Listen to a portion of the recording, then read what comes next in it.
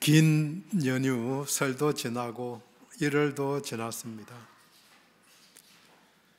명절이 설, 추석 귀한 것은 그래도 1년에 한두 번 가족들을 만나볼 수 있는 때이기 때문입니다. 이전에 비해서 친척 관계가 약해지기는 했지만 친밀한 친척 관계, 또 사랑의 관계를 드러내고 확인하는 시간입니다. 이번 설날 가족, 친지들을 만나고 또 서로 안부를 확인하는 좋은 시간이 되었는지 궁금하네요. 저희들은 올해 설에는 형제들이 각자 자녀, 손자들과 만나는 모임으로 바뀌어서 3대만 모여서 단출하게 지냈습니다. 인생의 짧지 않는 시간에 결국 남는 것은 관계, 사랑의 관계임을 나이가 들수록 느끼게 됩니다. 이 점에서 오늘 본문은 사랑을 강조한다는 점에서 와닿는 것이 많습니다. 고린도전서 13장 아주 잘 아는 본문입니다. 복음성가도 잘 아실 것입니다. 사랑은 언제나 오래 참고. 고린도전서에서 이 장만 분리해서 보지 말아야 하는 것은 앞뒤가 연결되는 편지의 일부분이기 때문입니다. 그러니까 본문 앞 12장, 본문 뒤 14장이 모두 은사에 대한 내용입니다. 그러니까 12장 시작이 은사, 그 다음 사랑 이야기를 하고 다시 14장의 은사. 그래서 은사를 이야기하는 도중에, 은사들에 대해서 이야기하는 도중에 사랑에 대해 말했다는 것을 기억해야 합니다. 고린도 교회의 형성은 사도 바울이 2차 전도 여행 때 AD 50년경 그 정도 1년 반 정도 머무르면서 전도하여 세워진 교회입니다. 그런데 몇 년 뒤에 들려진 고린도 교회의 소식에 사도 바울이 크게 놀라게 됩니다. 그 소식의 내용이 바울은 사도도 아니다. 또 바울이 전한 복음에 문제가 있다 하는 인신공격뿐 아니라 교회 내에 분쟁이 있어서 분열되고 우상숭배 문제, 음행에 대한 것, 도덕적인 타락과 방종, 또 은사에 대한 문제, 우상의 제물에 대한 문제 등 무려 10가지나 되는 문제로 혼란이 있다는 이야기입니다. 그런데 이 문제의 배경에는 고린도 교회가 왜 그런 문제 교회가 되었는가? 이게 고린도의 지역적 특성과도 연결이 됩니다. 고린도는 그리스의 항구 도시인데 당시에 로마 제국 내에서 세 번째로 큰 도시, 그래서 교통과 무역의 중심지였고 경제적으로 잘 살았습니다. 항구 도시. 근데 고린도 항구가 두 군데 있는데요. 그러니까 해협을 통해서 지금은 그 통로가 터널이 아니고 생겨서 연결이 되어 있는데 그때는 두 항구를 통해서 한쪽 고린도 지역의 해협이죠. 한쪽은 그리스 쪽, 그리스 지역인데 한쪽은 로마 쪽을 바라보고 한쪽은 터키 쪽을 바라보고 있는 중간에. 그래서 유럽, 아시아 또 아프리카까지 무역의 중심지가 된 거죠. 여러 나라와 민족의 우상의 총집결지인 우상의 도시, 또 유흥문화로 음란의 도시, 그 다음 심한 빈부격차로 물질주의, 이런 문제로 매우 타락한 도시였습니다. 이런 사회적인 분위기, 영적인 분위기와 문제들이 그대로 교회 내로 유입된 것입니다. 세상을 선도해야 될 교회가 세상에 선도를 당한 상황이 되었습니다.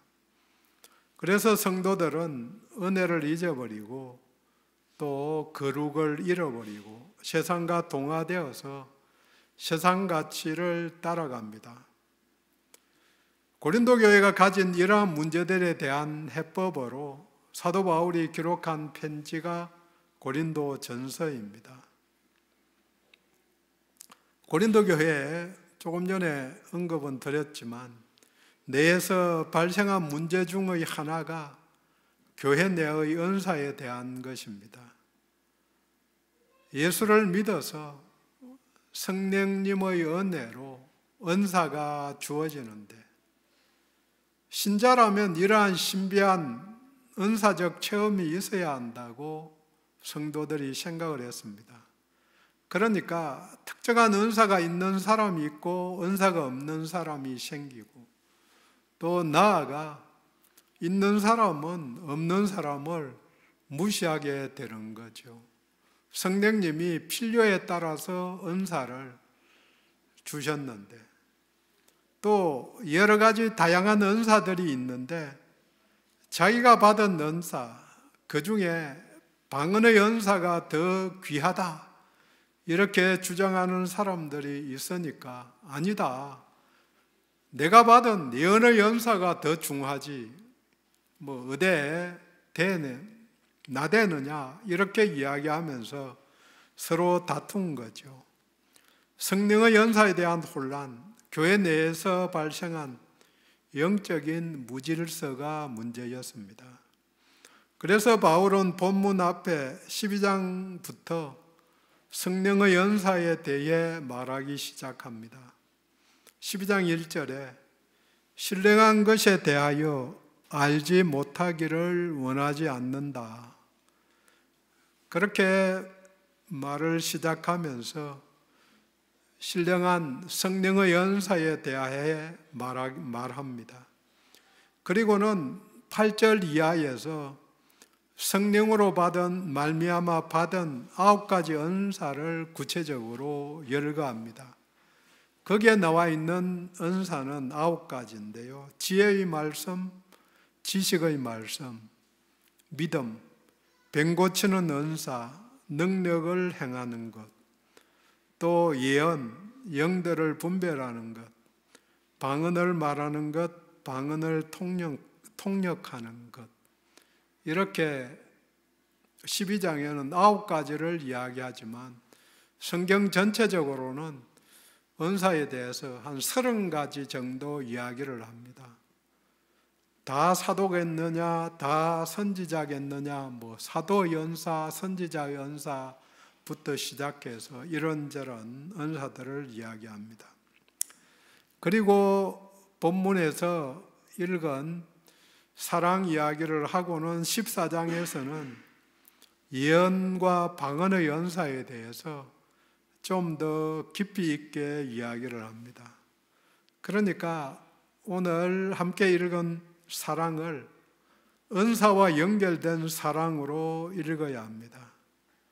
오늘 본문에서도 몇 가지 은사를 언급합니다. 1절에서는 방언, 2절에서는 예언, 지식, 능력의 믿음, 3절에서는 구제, 희생, 또 8절에서는 예언과 방언과 지식을 반복해서 이야기하고 9절에서는 예언이 한 번 더 나옵니다.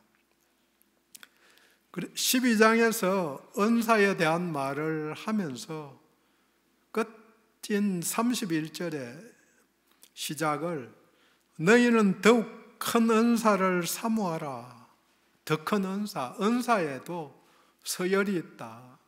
그러니까 더 큰 은사를 사모하라고 이야기를 하면서 여기까지가 은사에 대한 정리이고, 그 후반절에 내가 또한 가장 좋은 길을 너희에게 보이리라, 이렇게 이야기하면서 사랑에 대한 말문을 엽니다.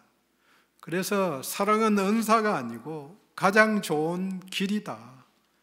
이것은 사랑이 하나님의 성품이고 또 성령님이 사람들에게 주신 성품, 성령의 열매이기 때문입니다. 근데 여기서 더 중요한 사실은 은사는 없어도 성도일 수 있지만 연 못해도 되고 하면 더 좋죠. 은사를 주신 이유가 있으니까. 박은의 은사 하면 감사한 일이지만 못해도 감사하죠. 필요하면 주실 거니까. 그런데 사랑이 없으면 성도가 아니다. 기독교인이 아니라는 사실입니다. 사랑이 없으면, 사랑이 포함된 성령의 열매가 없으면 성도가 아니든지 아주 중한 병에 걸렸든지, 병에 걸리면 열매를 못 맺는 거죠. 과일나무가 왜 열매를 못 맺을까? 해그리도 하지만 영양분이 모자라면 비실비실하든지 먹을 수 없든지 맛이 없는 거죠. 병들면. 오늘은 제목이 은사는 사랑 위에입니다. 은사가 발휘될 때 중요한 요건이 사랑이기 때문입니다. 사랑이라는 길 위에 은사가 능력으로 발휘되어야만 합니다. 이제 함께 본문으로 들어갑니다. 본문은 첫째로 1, 2, 3절에서 사랑이 없는 은사는 무익하든지 해롭다고 반복해서 말합니다. 1, 2, 3절 핵심 단어가 세 번씩 반복해서 나오는 사랑이 없으면입니다. 1절에 내가 사람의 방언과 천사의 말을 할지라도 사랑이 없으면 소리나는 구리와 울리는 꽹과리가 되고, 고린도 교회에서 잘 알려진 방언도 설령 천사가 말한 것을 전달한다고 하더라도 사랑이 없으면 리듬 없는 꽹과리 소리와 같이 귀만 아프게 하는 굉음, 시끄러운 소음이 된다는 말입니다. 그러면 계속 울리면은 감정만 상하게 하고 길을 막게 만듭니다. 반대로 사랑이 있으면 꽹과리 소리도 소음도 참을 수 있게 됩니다. 2절은 내가 예언하는 능력이 있어 모든 비밀과 모든 지식을 알고 또 산을 옮길 만한 모든 믿음이 있을지라도 사랑이 없으면 내가 아무것도 아니다. 예언을 해서 앞일을 보고 또 큰 지식이 있어도, 그리고 능력, 큰 능력, 산을 옮기고 요즘 말로 이야기하면 암을 치유하는 능력이 있어도 사랑이 없으면 자신이 아무것도 아니라고 말합니다. 결국 사랑이 없으면 자기의 자랑이 되고 그 한 일로 말미암아 은사가 발휘될수록 교만하게 될 따름입니다. 3절 내가 내게 있는 모든 것으로 구제하고 또 내 몸을 불살하게 내줄지라도 사랑이 없으면 내게 아무 유익이 없느니라. 구제하는 것, 또 희생하는 것은 귀한 일입니다. 그런데 전 재산을 들여서 구제를 하고 심지어 타인을 위해서 자신의 몸을 희생하더라도 사랑이 없으면 자신에게 아무 유익이 없다고 말합니다. 이웃 돕기로 또 자기 희생으로 세상의 귀감이 되는 사람들이 참 많습니다. 존경할 만하죠. 하지만 그 동기가 참된 사랑이 아니면 하나님 나라와 무관하다. 자기 명예만 얻기에 주님과 무관한 헛수고라고 이야기하는 것입니다. 세상 속에서 의미가 있고 명예가 있고 다 좋은 것, 그거 당연하죠. 그걸 부인하는 것은 아니죠. 은사를 사용하되 사랑 없이 행하면 아무리 큰 업적이 나타나고 세상에 공헌을 하더라도 하나님 앞에서 자신에게는 무익하든지 결국은 자신에게 해가 될 따름입니다. 사랑으로 은사를 행하고 사랑 안에서 선을, 덕을 베풀어야 합니다. 결국 12장 31절에 가장 좋은 길을 너희에게 보여준다고 말한 그대로 사랑이라는 길 위에 은사라는 남을 돕는 차가 달려야 하나님께 영광을 돌릴 수 있게 됩니다. 무엇을 해도 사랑 위에서 행해야 합니다. 이 점에서 돌아봅니다.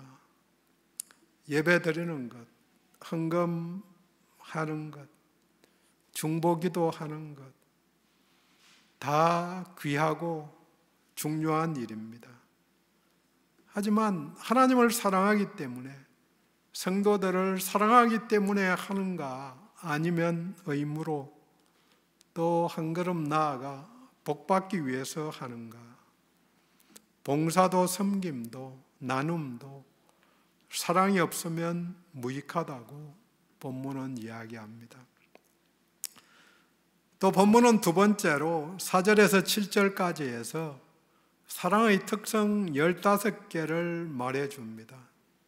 근데 잘 읽어보면 15개, 하나님의 성품이고 또 그 출발이 인내임을 알 수 있습니다. 사랑이라는 단어 안에 4절에서 7절까지 15개의 성품이 들어있습니다. 태양광을 프리즘으로 분석하면 7가지 무지개색이 나오는 것 잘 아시듯이 사랑을 분석하면 본문에서 알려주는 15가지의 성품이 나타납니다. 문제는 전부 충족시켜야 한다는 점입니다. 이 점에서 사랑은 오직 하나님의 성품이고 우리 주 예수님의 성품입니다. 바울이 보기에 고린도 성도들에게는 이 사랑이 없었기에 분열과 분쟁이 생긴 것임을 나타냅니다. 관계를 파괴하는 그 중간에 8개의 부정문이 나오는데요. 시기하지 아니하고, 이걸 긍정문으로 적용을 하면 고린도 교회의 성도들이 가진 성품이 아닌가, 그렇게 해석해 봅니다. 그 부분만 제가 바꿔서 읽어봅니다. 고린도 교인들은 시기하고, 그들은 자랑하고 교만하고, 고린도 교인들은 무례히 행하고 자기의 유익을 구하고, 그들은 성내고 악한 것을 생각하고, 그들은 불의를 기뻐하였다. 사도 바울이 고린도 교회의 상황을 에둘러서 비유 비슷하게 표현한 것이 본문일 수 있다는 생각을 해봅니다. 우리는 여기에 해당되는 것 아닌지요. 성경은 요한일서 4장 8절, 4장 16절에 반복해서 하나님은 사랑이시다고 말합니다. 사랑의 하나님, 맨날 듣는 이야기죠. 요한일서 4장 7절은 사랑은 하나님께 속한 것이니, 하나님께 그 사랑이, 아가페 사랑이, 자기 희생적인 사랑이 속해 있는 거다. 그래서 요한복음 3장 16절에 하나님이 세상을 이처럼 사랑하사 독생자를 주셨다. 그 사랑을 본문을 통해서 알 수 있습니다. 사랑 대신에 하나님으로 바꿔 읽어도 본문의 의미가 변질되지 않습니다. 함께 4절에서 7절까지를 사랑은 대신에 하나님은 하고 읽어봅니다. 하나님은 오래 참고, 하나님은 온유하며 시기하지 아니하며, 하나님은 자랑하지 아니하며 교만하지 아니하며 무례히 행하지 아니하며, 자기의 유익을 구하지 아니하며 성내지 아니하며 악한 것을 생각하지 아니하며, 불의를 기뻐하지 아니하며 진리와 함께 기뻐하고, 모든 것을 참으며 모든 것을 믿으며 모든 것을 바라며 모든 것을 견디느니라. 하나님은, 이 하나님의 성품, 이타적인 사랑이 우리에게는 원래 없었습니다. 마귀, 사탄의 종되었던 사람들에게는 전혀 없었던 성품입니다. 그런데 하나님이 그 사랑을 믿는 자들에게 선물로 주셨습니다. 로마서 5장 5절에 우리에게 주신 성령으로 말미암아 하나님의 사랑이 우리 마음에 부음바 됨이니, 하나님의 사랑이 우리 마음에 부어졌다. 성령님이 오심으로 말미암아. 그래서 나는 원래 그 사랑이 없었는데, 그래서 사랑할 수 있다고, 사랑이 있다고 말씀하십니다. 그러니까 이 15개의 성품이 모두 우리의 성품이 되어야 합니다. 각 단어들을 설명하면 너무 길기 때문에 오늘은 그 출발과 결말인 인내만 나눕니다. 헬라어로 각기 다른 단어인 인내라는 단어가 3번 나옵니다. 4절 시작할 때 오래 참고, 그 다음에 7절에 모든 것을 참으며, 7절 끝에 모든 것을 견디느니라. 오래 참고 모든 것을 참고 모든 것을 견딘다.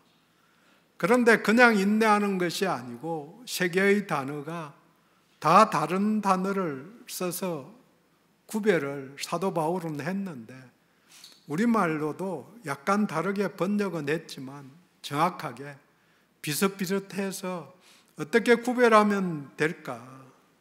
그래서 정리를 해봅니다. 처음 오래 참고는 분노하는 감정을 누르고, 내 감정이 분노가 막 생기는데 이걸 누르고 오래 기다린다. 2번째, 참으면은 상대방의 잘못을 덮어준다. 덮어주는 인내. 침묵하며 참는 것. 마지막으로 견딘다는 말은 자기 자리를 굳건히 지키면서 그 자리에 서 있는 것, 남아 있는 것. 그래서 이 인내를 제가 처음 또 한결같이 끝까지 이렇게 연결해도 말이 되네. 처음처럼 분노하지 않고, 내가 그 이야기를 들었을 때 맨 먼저 느끼는 감정이 분노일 수 있는데, 이걸 죽이고 끝까지 분노하지 않고, 그 다음에 한결같이 덮어주면서 끝까지 견디는 것이 이타적인 사랑이 있을 때만 가능하다. 인내. 이 사랑이 없으면 참된 교제, 사귐이 없습니다. 잘 사귀고 나가다가도 한 가지 때문에 화나면 멀어지는 게 사람들의 모습이죠. 다 좋다가 내가 못 참는 부분이 딱 하나씩은 있거든요. 내 마음 깊숙한 것에 사람들이 아무리 온유한 것 같이 보이고 인자한 것 같이 보여도 못 참는 그런 부분들이 하나씩은 있는 거죠. 다른 거는 다 참아도, 동우말이 다른 거는 다 괜찮은데 할아버지가 다른 애 안아주고 사랑하면 자기 못 참는다. 말이 되는 것 같으면서 그래서 손녀, 손자가 동시에 왔을 때 제가 몸조심하는 거죠. 다 참는데 걔가 뭐 삐지기도 하고 그러기는 하지만 참을 수 있지만 못 참는다고 그런 영역들 다 있는 거죠. 나는 뭘 못 참을까? 대부분이 자기의 약점과 관련된 거, 그 이야기가 나면 버럭 화를 내기가 쉬운 거죠. 다 잘 참는데 이 사랑이 없으면 참된 교제, 사귐이 없습니다. 콩가루 집안, 콩가루 교회가 되지요. 다른 귀한 덕목들도 중요하지만 무려 15가지나 되니까요. 시기하지 않은 것 중요하지요. 하지만 인내가 사랑의 핵심 요소입니다. 좋은 것을 붙잡고 끝까지 나가야 되겠다. 사랑이 성령의 열매이듯이 오래 참음도 성령의 열매입니다. 오래 참고 나는 분노의 감정을 바로 풀려 할 때도 있고 나는 타인의 잘못을 드러내고 싶을 때도 있고 또 나는 더 유리한 자리로 즉시 옮기려고 하는 그런 마음이 있지만 성령이 도우시면 오래 참을 수 있습니다. 베드로후서 3장 9절 말씀대로 하나님이 길이 참으시고 오래 참으셔서 아무도 멸망하지 아니하고 다 회개하기에 이르기를 원하시느니라. 다 회개하기를 원하시기 때문에 참고 있는 거죠. 만약에 내가 믿기 바로 전날 종말이 왔으면 난 못 믿고 간 거죠. 하나님이 나 때문에 나의 날을 내가 예수를 믿게 한 그 날을 넘어가게 해 주신 거죠. 그래서 오늘도 그날이 안 온 이유는 누군가 그 사람을 위해서 하나님이 하루를 더 연장하신 것이지요. 그래서 아직도 종말이 심판이 오지 않은 것입니다. 동시에 우리들에게도 여러 번 오래 참으라, 또 길이 참으라고 하신 그 명령들을 기억해야 합니다. 본문은 세 번째로 8절부터 13절까지 이야기를 반복해서 말하면서 사랑만이 영원하다고 알려줍니다. 그러니까 은사보다 맨 마지막은 믿음 소망보다 사랑이 더 귀하다 이렇게 표현할 수도 있습니다. 먼저 은사와 비교해서 세 가지 설명으로 사랑의 귀함을 보여줍니다. 첫 번째로 8, 9, 10절에서 은사는 부분적일 뿐 아니라 유효기간이 있지만 사랑은 온전한 것이고 영원하기 때문에 귀하다고 이야기합니다. 은사는 새하늘과 새 땅이 올 때까지만 유효합니다. 예언이 귀하지만 성경에 수많은 예언들이 있는데 그게 귀한 일이죠. 하지만 성취되면은 효력이 끝이지요. 성취되기까지 치유의 능력이 중요하지만 병자가 있는 동안이죠. 다 병든 사람이 아무도 없으면 치유의 능력이 필요 없는 거죠. 개인에게 주어진 은사도 유효기간이 있기 때문에 부분적이죠. 그러니까 사랑 위에 은사가 적용되어야죠. 두 번째는 11절에서 은사는 어린아이와 같은 수준이지만 사랑은 장성한 수준이기 때문에 더 귀하다고 이야기합니다. 자기 은사가 더 귀하다고 말하는 것은 주신 성령님을 무시하는 거죠. 세 번째로 12절에서 은사는 그 시절에 구리로 만든 거울과 같이 구리를 광택을 아무리 내어도 스텐 그릇 잘 보면 자기 얼굴이 보이지요. 그렇지만 요즘 거울과 같이 깨끗하게 보이지는 않는다는 거죠. 희미하게 진리와 하나님을 보여주지만 그날이 오면 하나님을 대면해서 보게 되고 또 하나님을 명백하게 온전히 알게 해 주실 것이기 때문에 더 귀한 일이죠. 사랑이신 하나님을 온전히 알 수 있게 됩니다. 너희도 온전하라 하신 하나님, 너희도 완전하라고 하신 하나님, 너희도 거룩하라고 하신 하나님의 명령과 같이 주님 다시 오시는 그날이 오면 온전한 것이 드러납니다. 그날이 오기까지 우리는 성령 안에서 한 걸음씩 온전함을 추구해야 합니다. 그러면서 13절로 마무리합니다. 믿음, 소망, 사랑, 이 세 가지는 항상 있을 것이다. 그 중에 제일은 사랑이다. 그런데 현재 우리의 상황에서는 믿음, 소망, 그리고 사랑이 모두 중요하고 귀하지요. 서로 연결이 되어 있으니까요.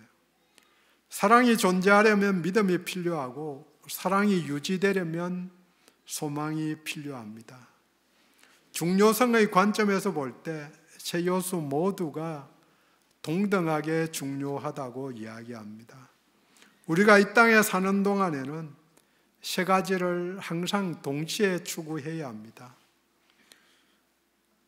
한 주석은 말합니다. 성경 주석은 믿음은 행동에 기운을 불어넣어 주며 소망은 행동에 영향을 주고 사랑은 행동 그 자체이다. 믿음과 소망이 조화를 이룰 때 마음껏 사랑할 수 있다고 이야기합니다. 내가 사라지고 하나님만 나타나실 그때까지 내 것은 모두 없어지고 온전히 이웃만 위한 그때까지 사랑은 한없이 커질 수 있습니다. 바울은 고린도전서를 마무리하면서 안부 인사를 하기 직전에 사랑을 다시 강조하면서 명령합니다. 16장 14절에 너희 모든 일을 사랑으로 행하라. 이것이 모든 문제의 해법입니다. 분열, 분쟁, 교만, 시기, 불의 등에 대한 해법이 사랑이고 또 그 사랑이 하나님 안에 있는 것입니다. 또 먼 후일, 종말 이후에 또 개인의 죽음 이후에 하나님 나라에서는 사랑만이 남을 것이기 때문에 더 귀하다고 제일이 사랑이라고 표현한 것입니다. 믿음도 소망도 그 실체이신 주님이 오면 주님과 함께 몸으로 살게 되면 사랑은 더 커질 것입니다. 하지만 일상 이 땅에서는 믿음, 소망, 사랑을 함께 추구해야 합니다. 정리합니다. 사랑이 없는 은사는 무익하든지 은사를 받아 행하는 자에게 해가 될 수 있습니다. 사랑은 우리에게는 원래 없던 하나님의 성품이자 성령의 열매입니다. 무려 15가지나 되는 특성을 가지고 있지만 3번씩 강조된 단어가 인내입니다. 처음처럼 분노하지 않고 한결같이 덮어주며 끝까지 견디는 것은 사랑이 있을 때에만 인내를 이루고 사랑을 실천할 수 있습니다. 마지막으로 사랑만이 영원하다고 말합니다. 물론 이 땅에 살아가는 동안에는 믿음과 소망 그리고 사랑이 동일하게 중요합니다. 서로 영향을 주며 성장시켜 주기 때문입니다. 온전한 사람은 믿음과 소망 안에서 사랑을 실천하는 사람입니다. 기도합니다.